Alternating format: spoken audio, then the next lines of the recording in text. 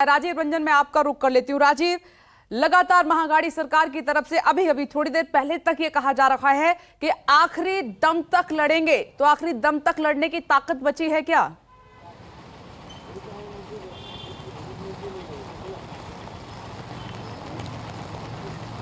देखिए विपनेश, एक चीज राजनीति में शहादत होती है जिसको आप एक प्रतीक के तौर पर इस्तेमाल करते हैं। अगर विश्वास मत के दौरान, मैंने कल भी ये बात रात को कही थी कि अगर उद्धव ठाकरे ये तय करते हैं कि विश्वास मत को वो फेस करेंगे, भले ही वो हार जाएं। आपको याद होगा अटल बिहारी वाजपेयी जब एक वोट से हारे थे तो उनके भाषण की वजह से भारतीय जनता पार्टी का माहौल पूरे देश में किस तरह से बना था। उद्धव ठाकरे भी चाहेंगे कि अगर उनकी सरकार जाती है तो विश्वास मत पेश करते हुए वो अपनी बातें, अपनी भावनाओं, अपने पक्ष में सहानुभूति लेने की कोशिश करें। देखिए, ये जो नई सरकार बन रही है वो भी कितने दिन चलेगी, ये बड़ा सवाल है।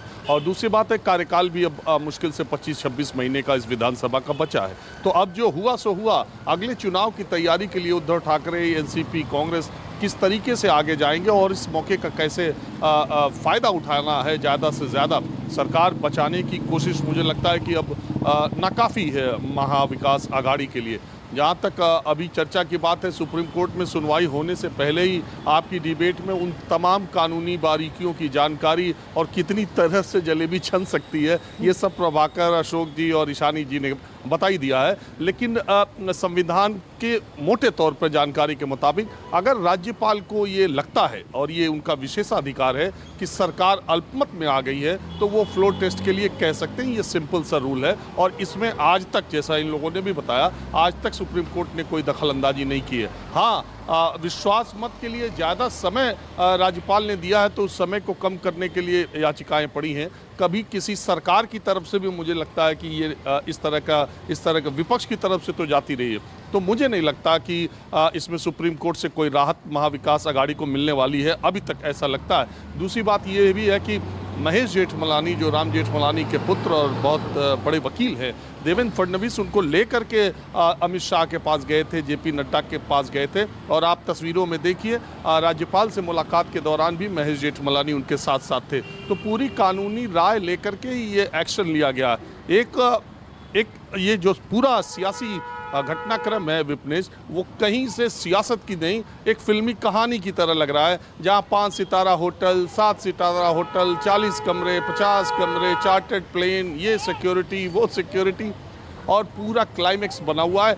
यहाँ मुंबई के एक 7 सितारा होटल में बीजेपी विधायकों को बुलाया गया है और इसी तरह से जो विधायक है आप देख ही रही हैं। और इस अंक गणित के लिहाज से देवेंद्र फडणवीस का महाराष्ट्र का अगला मुख्यमंत्री बनना मुझे तय लग रहा है। और लेकिन ये भी है कि अगले 24 घंटों में, क्योंकि बात ये भी कही जा रही है कि मुंबई आने के बाद बाकी विधायकों में से कुछ के दिल पसीज भी सकते हैं। यही एक आशा, एक उम्मीद उद्धव ठाकरे कैंप को है। बस यही एक बात है जो बेचैन जरूर कर रही होगी शिंदे गुट को, शिंदे को और बीजेपी को। मैं आ रही हूँ और एक बड़ी खबर का स्पीच रुक कर लेते हैं। शरद पवार के घर एमवीए की बैठक लगातार जारी है, इस खबर पर भी हमारी नजर है। अशोक चौहान, प्रफुल्ल पटेल शरद पवार के घर पहुंचे हैं। बाला साहब थोराट, सुनील केदार सिल्वर ओक में इस वक्त मौजूद हैं। बैठक में शिवसेना का एक भी नेता नहीं पहुंचा है, शिवसेना का एक भी नेता नहीं है। इंद्रजीत, शिवसेना के नेताओं के बिना ही कुछ हो रहा है वहां पर, अगली रणनीति बन रही है, कैसे सरकार बचेगी?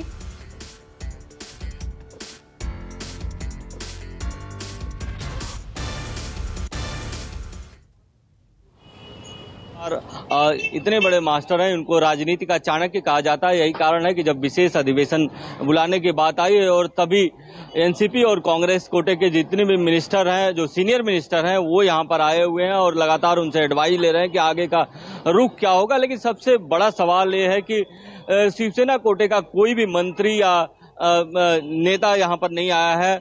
अगर कांग्रेस की तरफ से बात करें तो अशोक चौहान आए हैं, बाला साहब थोराट आए हैं, नितिन राउत आए हैं और सुनील केदारे आए हैं। जबकि एनसीपी की तरफ से प्रफुल्ल पटेल, दिलीप वलसे पाटिल, इसके अलावा जयंत पाटिल, सुनील तटकरे जैसे नेता यहां पर पहुंचे हुए हैं और लगातार मंथन चल रहा है कि आगे क्या करना है।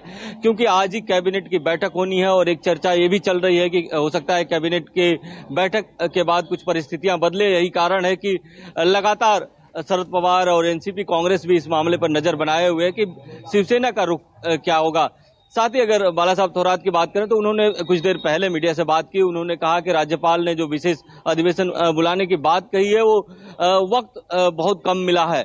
दूसरी तरफ अगर शिवसेना की बात करें तो शिवसेना जो तैयारी कर रही है सुप्रीम कोर्ट जाने की, तो सुप्रीम कोर्ट शिवसेना जा रही है कि इस मामले में कुछ वक्त मिले, लेकिन अगर सुप्रीम कोर्ट से वक्त नहीं मिलता है तो शिवसेना दूसरा भी रास्ता अख्तियार कर सकती है। कैबिनेट की बैठक में आज सबसे महत्वपूर्ण ये मुद्दा होगा कि औरंगाबाद का नाम जो है संभाजी नगर करने की बात चल रही है और इसको लेकर कांग्रेस पहले विरोध करती रही है और आज अचानक ये मुद्दा शिवसेना की तरफ से आ रहा है, तो कहीं ना कहीं इसको लेकर भी डिफरेंसेस होंगे और ये जो मामला कितना आगे तक जाता है ये देखना होगा।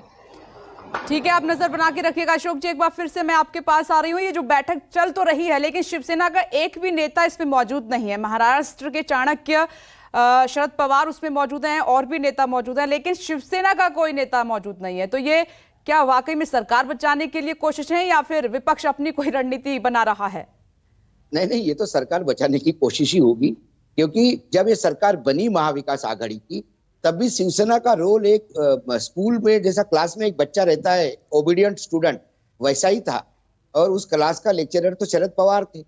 चाहे कांग्रेस हो या शिवसेना हो, ये दोनों पार्टियां शरद पवार के पास ओबीडियंट स्टूडेंट करके सुन रही, जैसा जैसा वो कह रहे थे वैसा वैसा वो कर रहे थे।